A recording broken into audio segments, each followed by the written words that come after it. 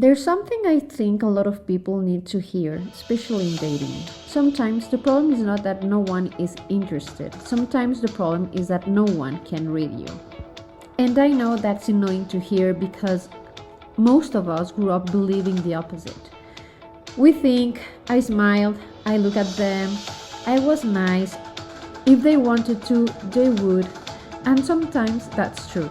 But sometimes you think you were obvious while the other person is still sitting here wondering, was she interested? Was that just politeness? Did I imagine that? Am I going to embarrass myself if I make the move? Today I want to talk about that. Not in a shallow, how to get approached kind of way, but in a much deeper love hacks way. Because this conversation is really about how available you seem, how safe you feel, how much interest you allow yourself to show, and how often fear disguised itself as mystery. So, if you've never thought, why does nobody approach me? Why do people tell me I'm attractive but nothing happens? Why do I feel like sending interest but no one responds? This episode is for you.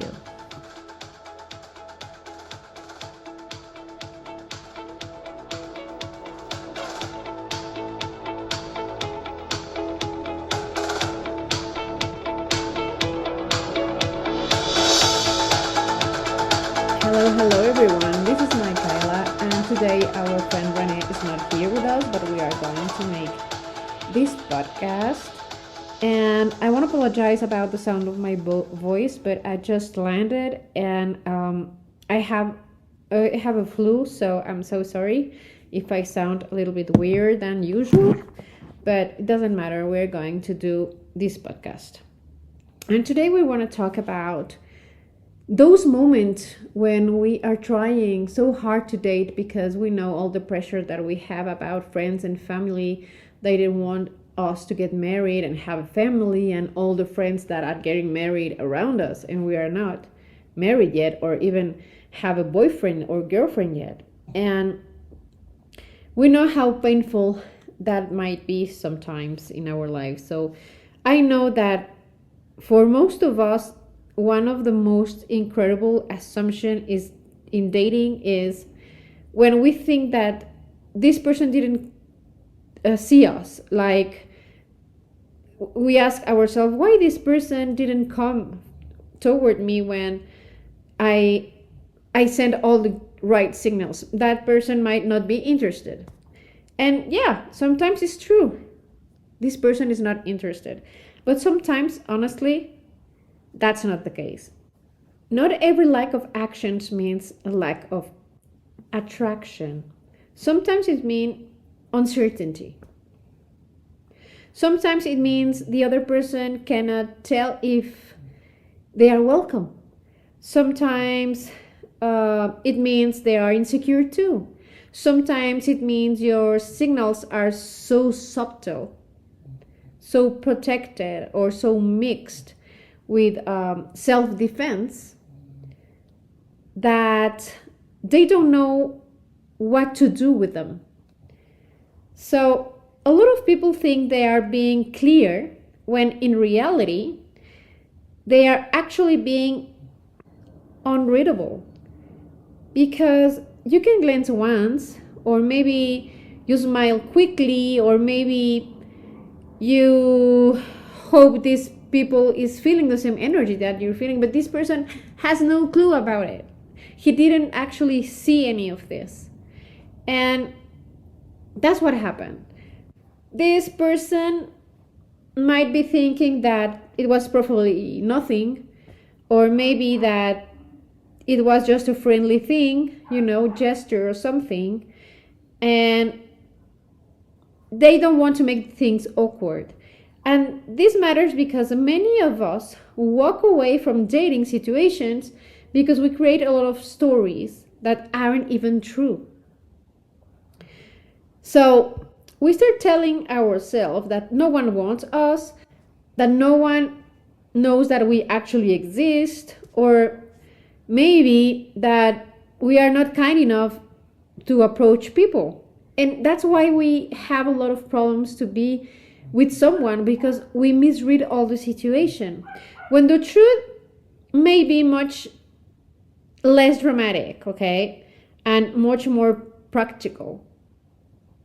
People might notice you and still not feel sure about how to do or how to approach to you. What I'm trying to say is that people are hard to read in the first place. So let's go a little bit deeper and start with the first question. Why are people so complicated to read? And it is not that complicated, actually. It's because we don't like uncertainty and we like to feel safe. So we are actually putting some walls in between us and dating, and we start to act like, for example, I'm just a little interested. I can still pretend that I wasn't. Or maybe if I smile but I don't really hold eye contact, I can still protect my ego. In fact, we are so scared to be rejected that it's easier to act detached in front of the situation, so we don't have to feel or expose our feeling in front of this person, because we are so scared of being rejected that we prefer to hide and pretend that we don't really care. And this is where dating gets tricky, because a lot of people are trying to be desired while also trying not to be vulnerable. They want to be chosen without even risking clarity. We don't want to say anything. We don't want to expose ourselves and be honest with our intentions. So what we do is that we approach to this person without appearing available. And when we don't appear available, this person is not going to come to us and start talking or maybe trying something, because we are actually telling this person that we are not available. So we want connection without the discomfort of being legible. But that's the problem. If no one can read what we want or our interest, no one knows whether it's safe to come closer. And that's a big problem, because we are trying to connect with someone, but at the same time we're telling them to get out and to get off because we are not available. So that's across signals that are completely opposite, and we are not actually transmitting exactly what we want to do because we are so afraid of it. And let's be clear here. Sometimes what we call mysterious is actually fear. Or maybe sometimes what we call high standards is actually emotion armor. Or maybe sometimes what we just call I'm just not that obvious, it's actually I don't want to risk rejection. And I get it. I really get it, because we are afraid of being rejected. We don't want this feeling of rejection. It's painful and it makes us feel like failures, or maybe that we are not worthy, and we actually don't want to feel that way, and it's normal. And we know that when we are clear about our feelings or intentions, we are vulnerable. We are exposed as humans. But if we spend our entire dating energy building around never being misread or being embarrassed or showing too much or hiding our real intentions, well, people are going to see us as someone cool, not as someone who is warm and open to have a relationship. So we need to change that, because our signals are not exactly what we want to transmit to other person. We are closed. That's what we make them believe, at least, that we don't want to be with them, when in reality we want exactly the opposite. Another thing that happens a lot is that we have that idea that attractiveness is the same thing as availability. And that's another problem here, because this is such an important distinction to do. A lot of people think if I look good enough, that should be enough. And yes, attraction matters. Presentation matters. But your energy, your appearance, your style, your confidence, obviously all of that matters. But attractiveness alone does not create approachability. And what do I mean by that is you can be beautiful or handsome and still feel impossible to approach. You can be magnetic and still feel emotionally unavailable. You can be admired and still not be met. Because being attractive is not the same thing as seeming open. And this is where I think a lot of women and men especially get confused. They think I'm attractive enough, so I shouldn't have to do anything. So what happens is that if someone senses tension, guardedness, distance, disinterest, or even just confusion, they may back away, even if they do find you attractive. So, no, this is not about trying harder to be chosen. It's about understanding that being seen is different from being reachable. Okay, this is very important to understand.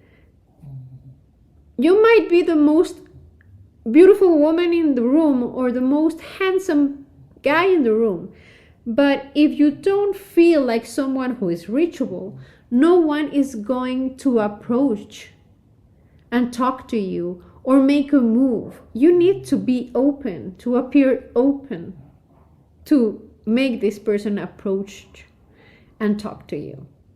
And we need to understand that availability is not desperation. I want to say this clearly because I know how easy it is to swing from one extreme to the other. Being available does not mean chasing. It does not mean performing. And it does not mean making yourself smaller, louder, or prettier, easier, or more convenient. It simply means you let your interest exist in the room. What I'm trying to say here is you have to stop acting like liking someone is shameful.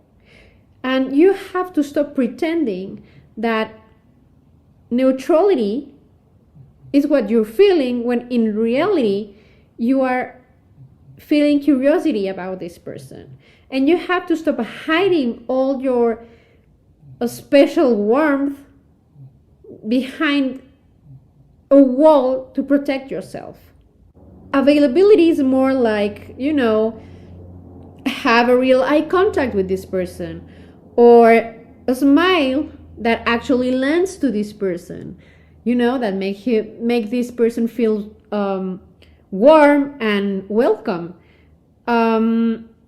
Your body language has to be relaxed, no tense, no showing any kind of stress, because you are welcoming this person. A tone of your voice, a tone who actually says you are welcome and invites this person to have some conversation with you. And that's it.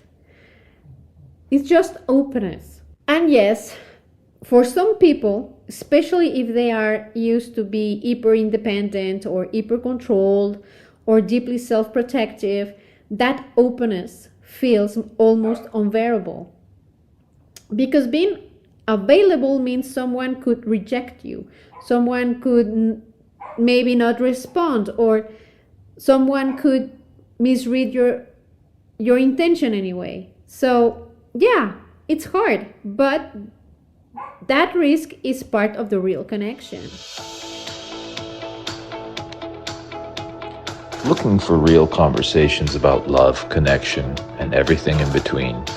Listen to Love Hacks, honest, heartfelt, and in 4 languages: English, Espanol, Francais, and Portuguese. Find your version wherever you get your podcast. See you soon. Now I want to explain something, because sometimes we don't understand that either. Sometimes you are not being hard to get, you are just being hard to reach. What I'm trying to say this is that a lot of people think that they are communicating a value when they are communicating distance in reality. For example, they think if I'm too warm, I look desperate. Or if I'm too open, I'm going to lose my power. Or if I show too much interest, they think less of me, okay? So what happens here is that we start acting cooler, more detached, harder to access, less responsive, less expressive, and then they wonder why no one is really coming close to us. But that's the truth. The truth is, distance is not the same thing as dignity. Let's be clear here. You do not become more valuable by becoming emotionally unavailable. We need to understand that. And you do not become more desirable by acting impossible to read. And another thing that is very important is that you do not create intimacy by pretending you don't care. If you pretend that you don't care about someone, you are actually pushing that person away. Because sometimes people are not hard to get, they are simply hard to reach. And if someone has to guess their way through all the walls that you have in front of you, or you put in front of me, many people will decide it's not worth the risk because they don't see it clearly. They see just a bunch of walls that are very hard to get through, and they don't want to spend their energy trying to understand what is behind those walls, or why are you putting so much walls. And it's not because you're not worth it, but because uncertainty makes people hesitate and scared of trying something with you. So now let's go a little bit deeper than dating techniques, okay? Maybe what we need to work on is in how our nervous system works. For some people, unreadability is not a flirting problem. It's more like a nervous system problem. And what do I mean with a nervous system problem? Well, if you grew up learning that visibility was dangerous, if you were mocked when you showed interest, or maybe if being vulnerable got you hurt, or asking for love made you feel needy or ashamed, then of course your body learned to hide all those feelings. Okay? So of course being open feels unsafe. And you want people to come close without ever having to reveal your desired.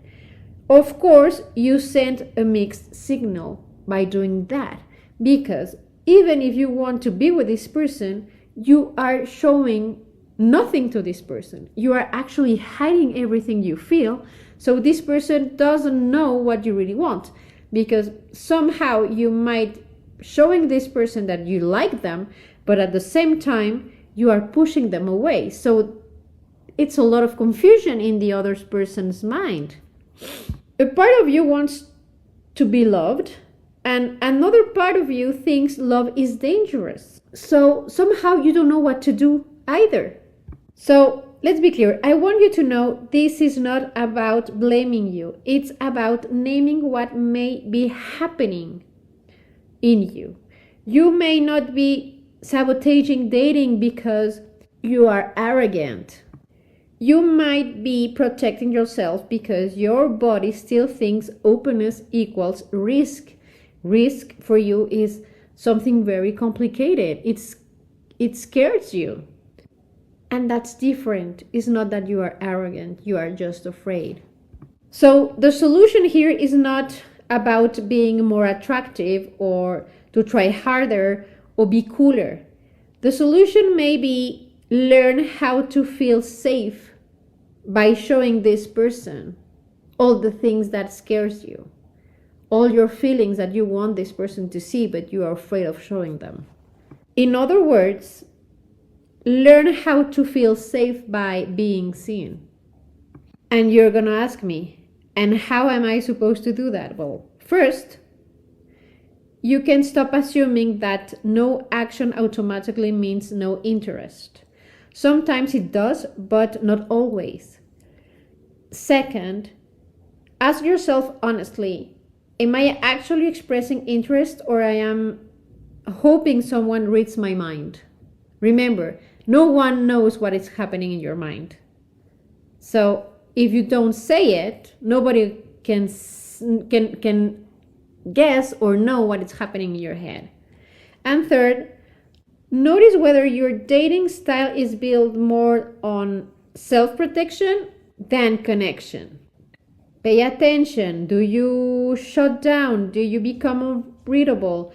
Do you hide warm until the other person does all the work? Or I'm inviting this person to work with me.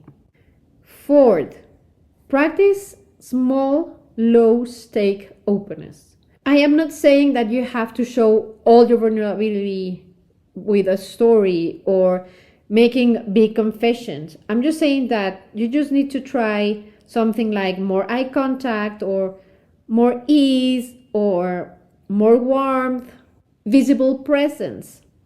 Show to this person that you really want to be with him or with her. I know it's scary. I know that we don't want to be rejected, but that's the only way that people are going to approach to you and talk to you and make a move.